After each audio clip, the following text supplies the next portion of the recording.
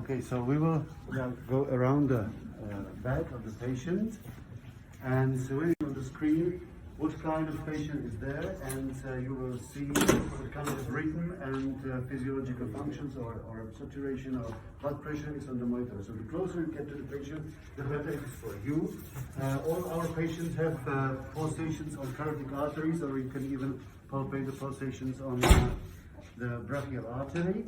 And I would like always to ask you first, look at the patient, see what's going on the ECG with the patient, and then tell us your suggestion, what kind of arrhythmia have you diagnosed, and then we can try to suggest some methods of treatment or solution, because some of the cases may be urgent and acute, and you should do something. You should not only stay and watch the patient.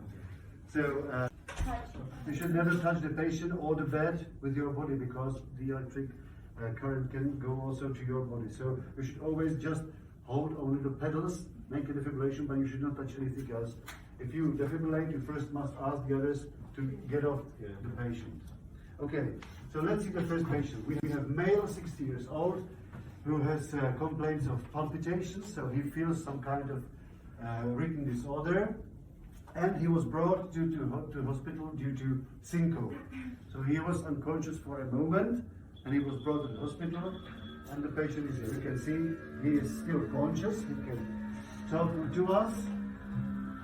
What about the heart rate? What about the saturation? And the blood pressure is going to be measured in a moment, so you will see it. So patient with palpitation, he feels some kind of rhythm disorder. He's not feeling well, and at the start of the situation, he had some short unconsciousness. So blood pressure is still not measured. We are waiting for it. What about a pulse? So we call it tachycardia. Is it regular rhythm? No. We have irregular rhythm. That's right. So tachycardia with irregular rhythm. What about the? Can we see the blood pressure? Still, yeah, it's going to be measured. The patient is conscious. He can look at us. Yes, he can blink the eye.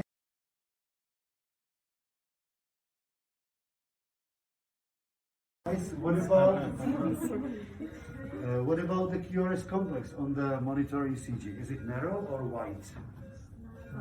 Narrow. So we have narrow complex tachycardia, which is irregular. Do you see the P waves? No. 60 years old male. What you can suggest?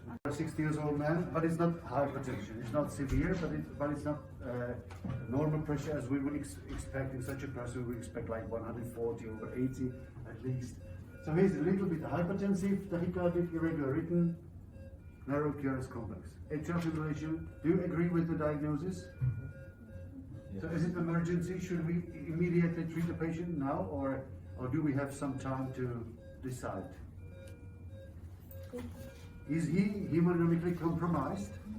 No, he's conscious. He has blood pressure.